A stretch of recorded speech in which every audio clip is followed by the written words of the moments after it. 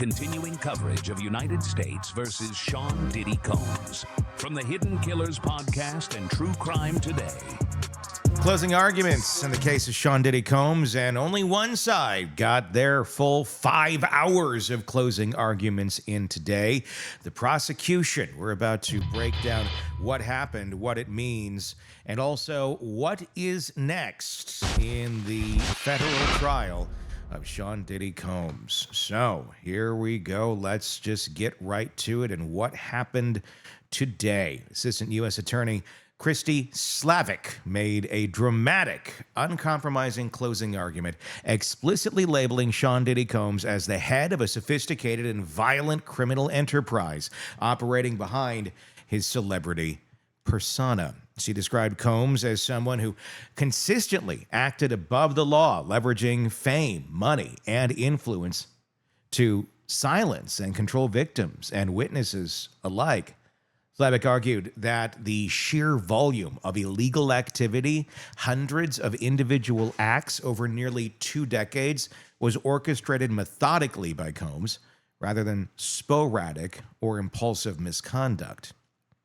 And then there's the details of the freak-offs and the sex parties. Prosecutors extensively described events known as the freak-offs, dealing how Combs allegedly coerced Cassie Ventura and another woman known as Jane into drug-fueled sexual encounters involving paid escorts. Slavic painted vivid scenes for the jury, explaining how Combs allegedly manipulated these women through threats, intimidation, and force, using drugs, particularly a potent drug called Tusi, to keep them compliant, disoriented, and unable to resist or leave. Surveillance video presented again today showed the 2016 incident at the Los Angeles hotel. Prosecutors emphasized this disturbing footage, highlighting how Combs violently threw Cassie to the floor and dragged her back into a room, underscoring their argument of the brutal control. Of course, there's the violent episodes and the patterns of abuse that they wanted to also knock home to the jury today. Another major point Slavic drove home involved the detailed testimony regarding a 2024 assault on Jane. She graphically recounted how Combs allegedly kicked, choked, and slapped Jane, dragging her by the hair to force her into a sexual encounter. This incident served to reinforce prosecutors' arguments about a long-established violent pattern. Slavic used these examples strategically to argue Combs' consistent use of violence and fear as central to his method of controlling women, reinforcing the broader sex trafficking charges. And there's the inner circle, the alleged people that help facilitate all of this and their role in the criminal enterprise. Prosecutors described Combs' entourage, his assistants, bodyguards, and employees as integral components of his alleged criminal activities. Slavic portrayed this inner circle as a loyal army, complicit in executing and covering up crimes. Specific allegations included the direct participation of employees in distributing drugs for the freak-offs, arranging interstate travel for sex trafficking, and offering bribes to witnesses or hotel staff to conceal evidence. Highlighted today was testimony about hotel security guards being offered large sums of cash by Combs associates to suppress evidence of violence, underscoring the systematic cover-up alleged by prosecutors. That systematic, that pattern of behavior is a very important part of trying to prove a RICO case. It's not just a one-off here and there. This is them doing this on a regular basis and feeling they have no choice but to make those actions and those wishes of Sean come to life. You have the explicit listing of the criminal acts that they also laid out. Prosecutors systematically summarized major charges against Combs today, reminding jurors explicitly of the varied crimes he's accused of orchestrating or committing. Attempted arson, allegedly targeting a car out for revenge, kidnapping, forced labor, bribery, and extensive drug distribution connected directly to sex trafficking.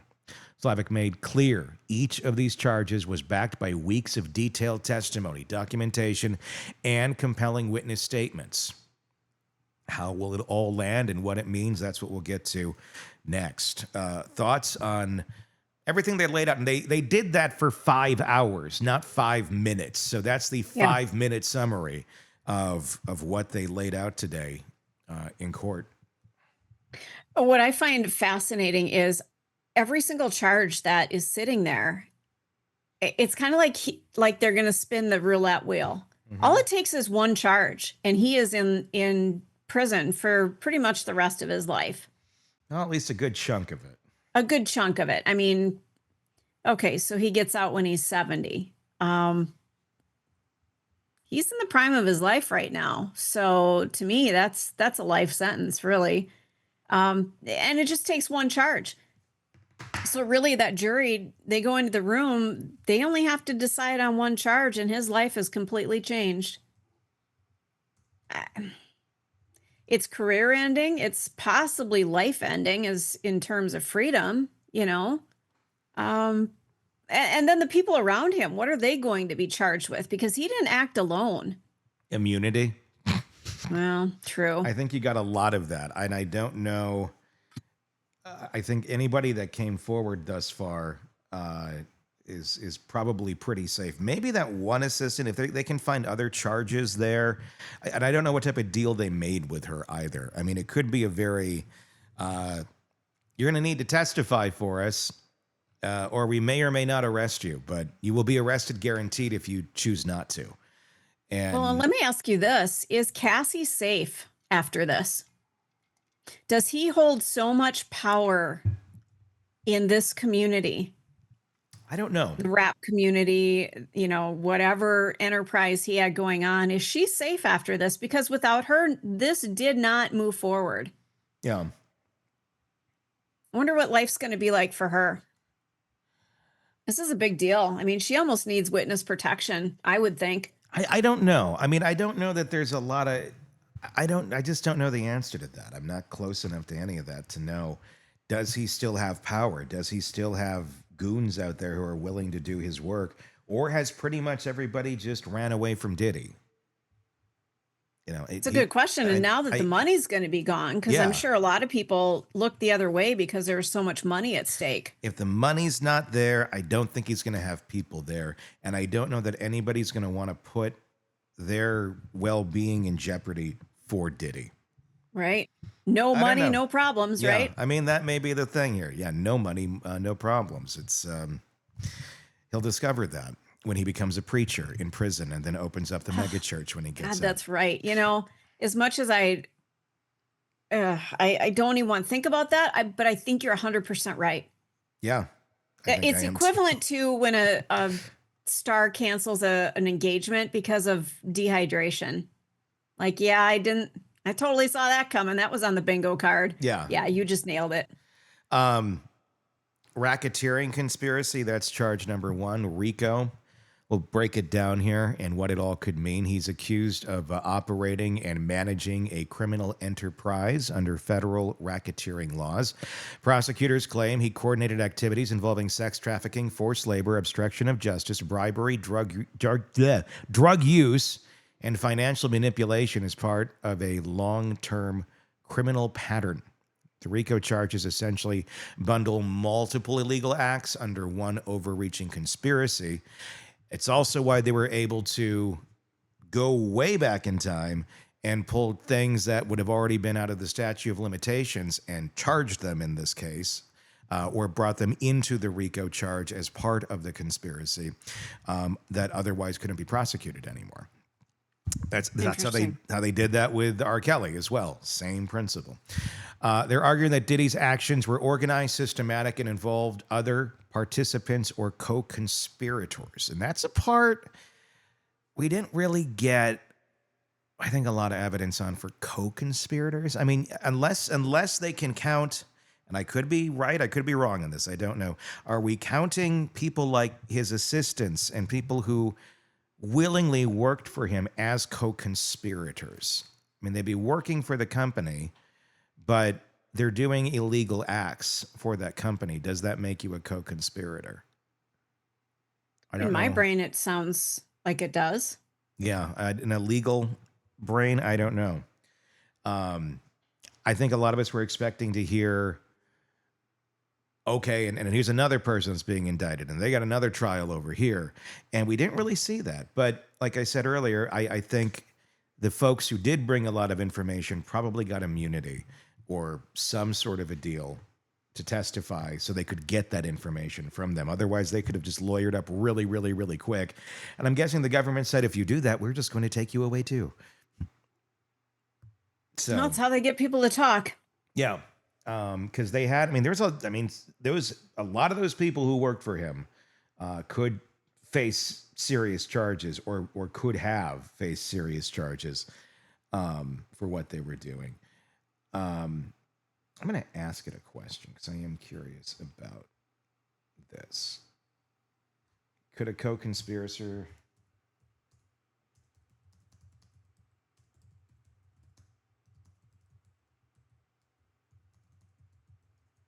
Be interesting to see the answer. Yeah, let's see what... absolutely, an employee can legally be considered a co-conspirator under federal law, particularly within RICO. There you go. So there you go. You got co-conspirators. And they don't necessarily have to be charged. They need to be in existence as a co-conspirator. So his woman that was a lot like Ghislaine Maxwell, allegedly, that's a co-conspirator. The drug mule kid, he's a co-conspirator. Yeah. I'm sure there's a lot more in the infrastructure spider web of Diddy that could be in that category. Let's continue. Next charge, sex trafficking by force, fraud, or coercion. Combs faces specific charges related to coercing individuals, primarily identified as Cassie Ventura and another woman known as Jane, into engaging into commercial sexual acts against their will. The prosecution alleges Combs used psychological manipulation, threats of physical harm, financial control, and coercive behaviors to maintain control and force participation in sexual activities. I think that one was proven pretty well.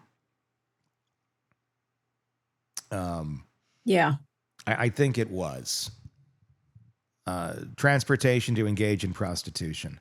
Combs is accused of transporting individuals across state lines explicitly for commercial sex acts. Again, proven pretty well. Part of the alleged arrangements for his notorious freak-off parties. The federal charge targets interstate travel for prostitution-related purposes, carrying significant penalties even when coercion isn't explicitly involved. Potential consequences for all this, if he is convicted. Severe. Sentences potentially ranging from a mandatory minimum of 15 to 20 years for RICO. That's the first charge we talked about. Up to life. So 15 to 20 minimum if convicted on that. Significant financial penalties, asset forfeiture, and restitution to victims could also apply. So they pretty much... I think the restitution's going to happen. They'd pretty much go in and gut him more than they already have. Sex trafficking by force, fraud, or coercion.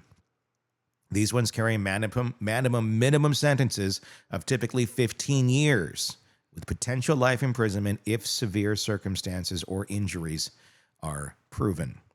Convictions under these statutes also result in substantial fines, asset seizure, and mandatory restitution. Okay. Sounding pretty solid. Mm-hmm. Transportation for prostitution. Interstate prostitution, basically. While generally carrying lighter sentences than RICO and forced sex trafficking, convictions could still mean substantial prison terms, often up to 10 years per count, and significant fines. Depending on the number of proven incidents, penalties can circumvently lead to lengthy incarceration periods. Overall potential outcome, if convicted on the most serious charges, Sean Combs faces a realistic possibility of life imprisonment, particularly given the severity and scope of the RICO and sex trafficking charges. Even partially convicted, unlike interstate prostitution, would likely mean substantial prison time and lifelong having to face the financial consequences through restitution.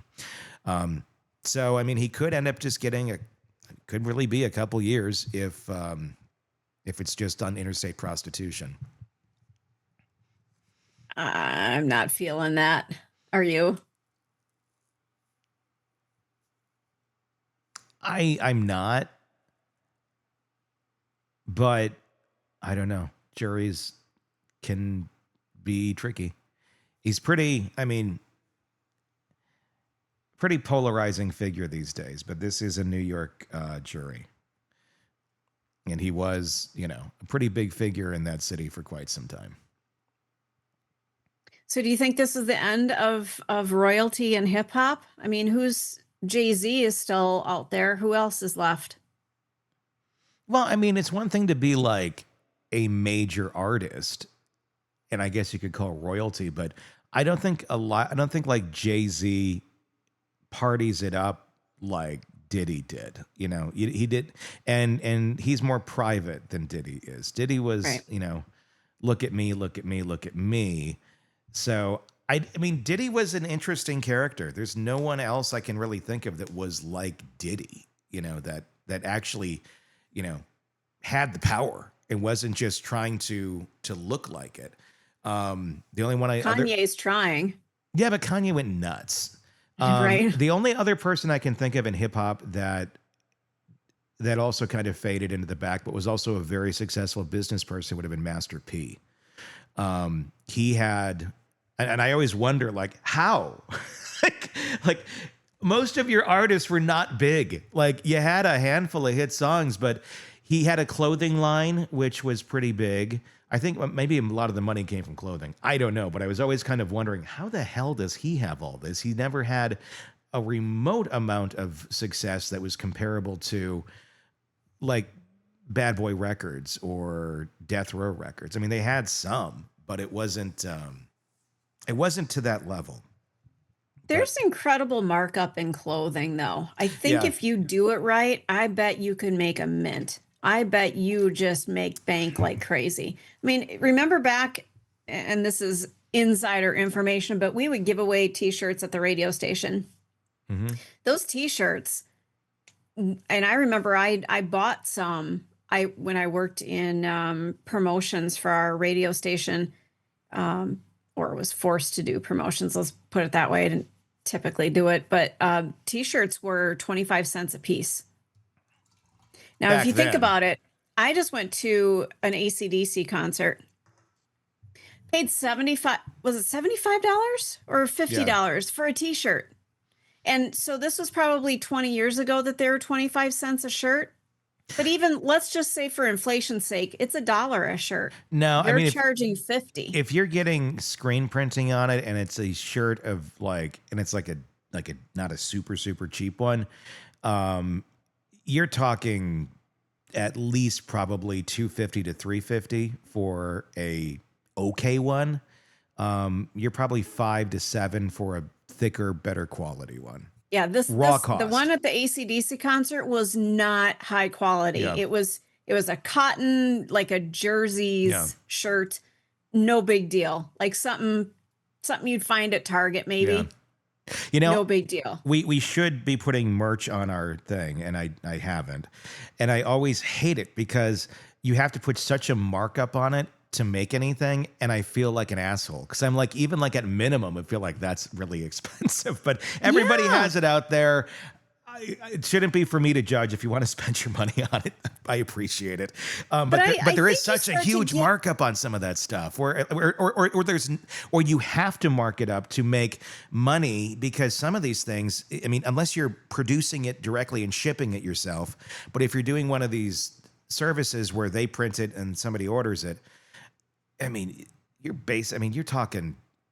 you're making a very few bucks on a product unless you really mark it up. But yeah, and I have a hard time spending money on T-shirts that are, $25, $30. Some people love it. I can justify it. Yeah. But anything above $30, unless it's just, again, you're at a concert, you want to remember the concert. For me, it's always a T-shirt. But again, the markup in clothing is substantial. So I understand why some of these musicians go into the clothing industry, because that's where the money sits. Yeah, I could. So other than Diddy, I don't know. I don't know there's anybody else really comparable alive that or out of jail. In another format of music, you had Clive Griffin. But if we're talking like black artists that paved ways and really, did some amazing stuff in his career. I mean, he checked all the boxes. He expanded his business beyond the music, and that extreme power and all that money, I think, went beyond his head and blew it up. But I think he was someone who was already susceptible to that going in. Very showman-like, and if he, has to be the center of attention. And I just think you push somebody to such extremes, or he pushes himself to such extremes, and the only thing you end up liking is extremes. And that would explain, I think, a lot of the sexual behavior too. So, closing arguments coming from the defense, supposedly.